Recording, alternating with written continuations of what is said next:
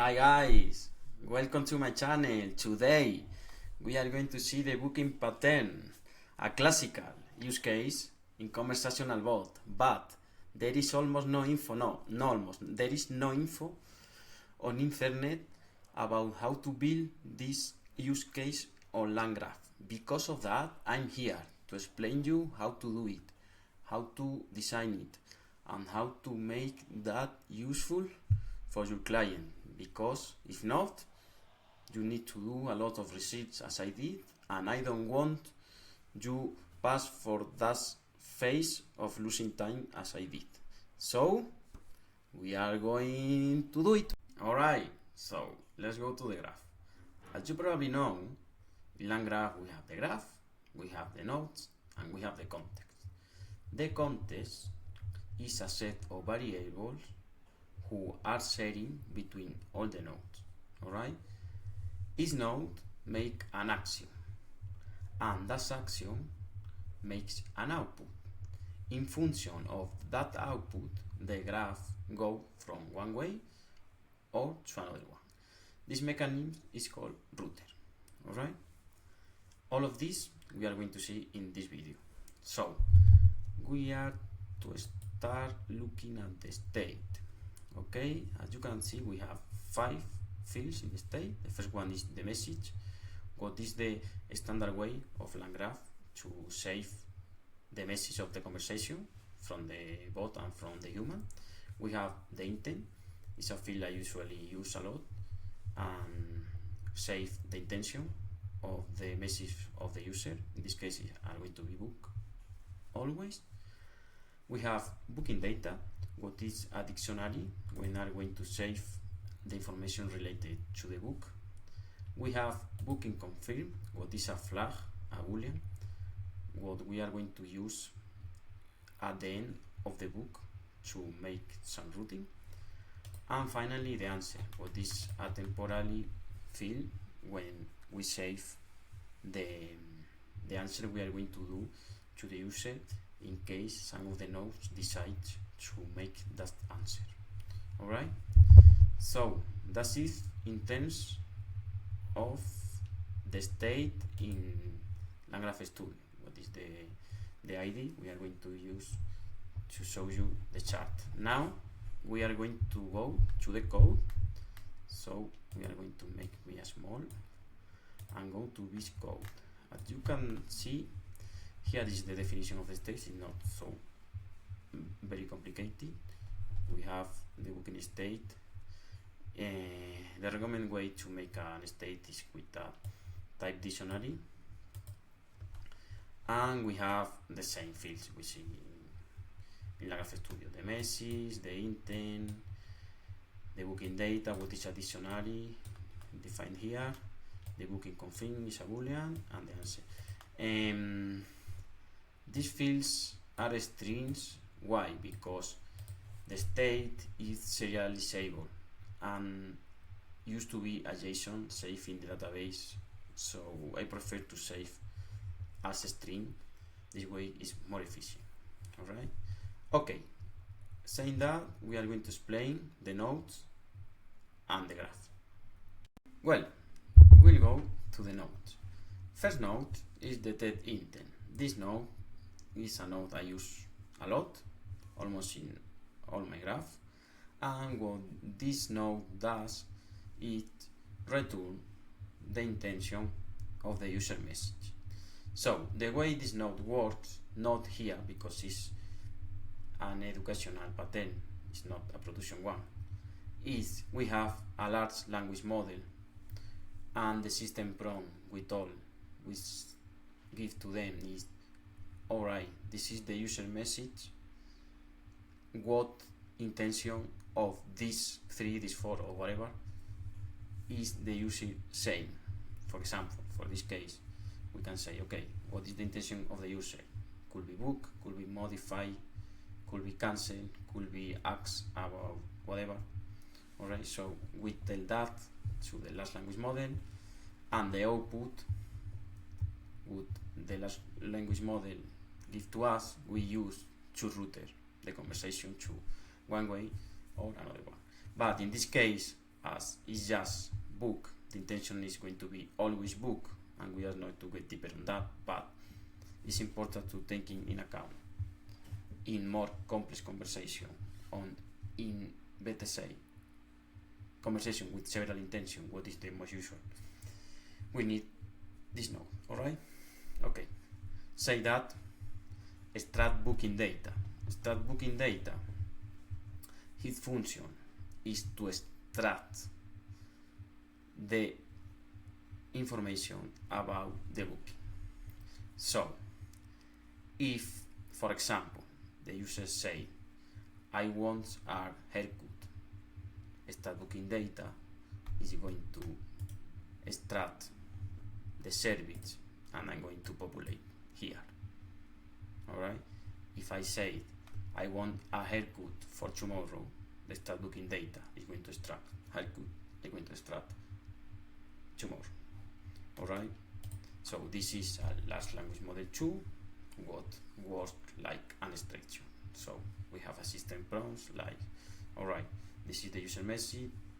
If you see a service, a time or a date or whatever we want, please extract and give me back to me. Alright? So here, this is one of the most important parts. The router of the start booking data, how that works. Alright, the logic I use is, alright, if we have service and date, we go to check ability. Why? Because with these two pieces of information, we can know what hours are able for that date. Alright? If we have service, date and time, obviously we have to check ability too, but we check the time directly. So the answer to the user is if this service, this day and this time is available or not. However, if we just have the service and the date, we say to the user, okay, the ability slots for that date are this one, and this one. That the user don't give any service anytime of any day, we go to ask for information. What ask for information do is, okay, let me know what service, what time, or what day. Okay, if the user gives me just I want a haircut, start booking data is going to be ask for information. Ask for information is going to say, alright, I need the date. What day do you want to come back to come from the haircut? Alright, and in the next turn they start again the graph. Alright, so this is an overview on how the graph works in simple terms. Alright, now we are going to see the code and after some examples. Alright, now we are going to take a look to the code. You know, we have the state, the nodes and the graph. We're going to take a look to the node. Alright, the first node, the detected intent, is pretty simple. You know, for this use case, just return always book, so nothing to say here. The start booking data node is the node you tell you to extract the service, the time and the date. For this educational pattern we use regex, we don't use large language model here, so it's as simple as to take for the message of the user, of the last message of the conversation, better said, just to make lower, and we define 3 services. If the message contains haircut, bear or styling, just put in the state with the in booking data with the name of the service.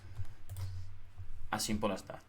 Alright, so the checkability node for this case is just a mock node when we define some variable times, but obviously that in production bot connects to a database, returns the variables time, and it's like a connection with the database. Is where we are going to save the books. The ask information node just make, if we don't have the service, ask for what service do you want. If we have the service but we don't have the appointment date, ask for the date. Okay, we have, you choose that service, what date do you want. Alright, the confirm booking node is a very simple node, just confirm the book. This node in production is the node who creates the books in the database. Something I don't say before is confirm booking node, only the nodes before is checkability node. Why? Because in the time until the user confirms could be another user who book an appointment at the same time that the user. This is not very likely in 30 seconds, but imagine the user confirm 1 hour later.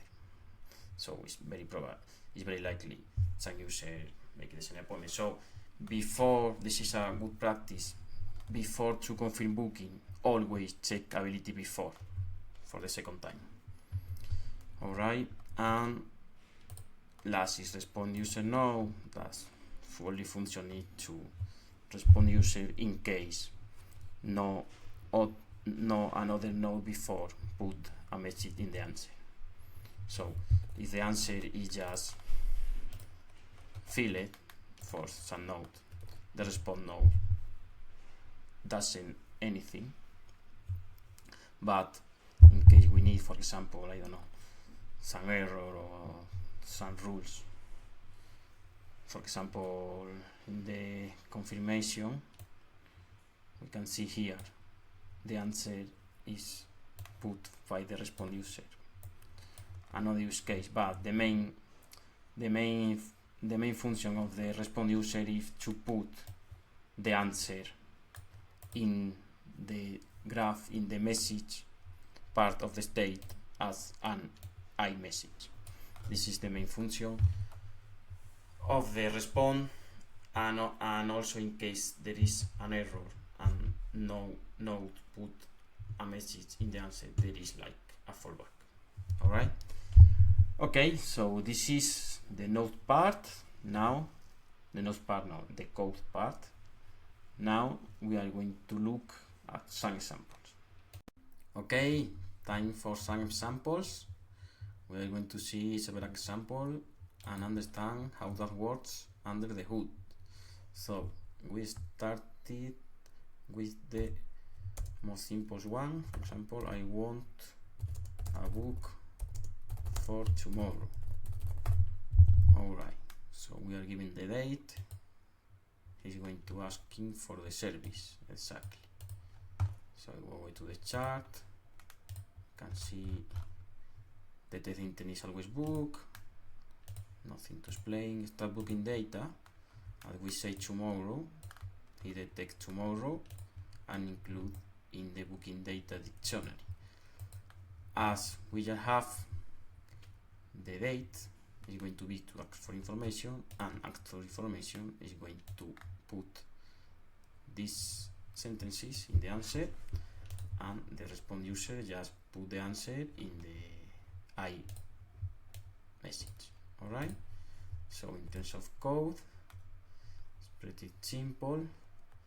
Router after extraction, we have serving and date, go to checkability, what is not the case, so go to ask for information. Alright, okay, so second iteration, we tell I would like a haircut, for example.